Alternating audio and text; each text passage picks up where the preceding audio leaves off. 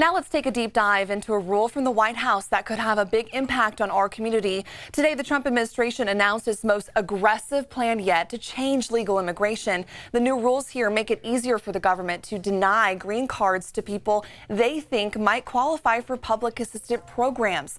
Think food stamps or housing assistance. And here is why all this matters. This would drastically limit who can legally come to the U.S. Just being low income enough to be eligible for things like food stamps or Medicaid would be enough to disqualify you from getting a green card. Federal law already says that people trying to become permanent residents have to prove they won't be a burden. In government talk, that's called a public charge. But this rule changes dramatically, and it expands the things that would disqualify you.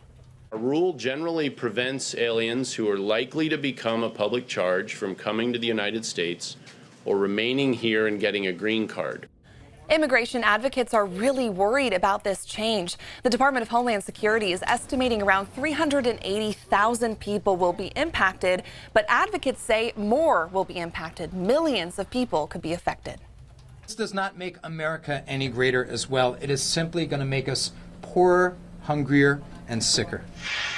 And as for what's next here, the rule change is supposed to start in 60 days, but it's already headed to court. The National Immigration Law Center says they're planning to sue.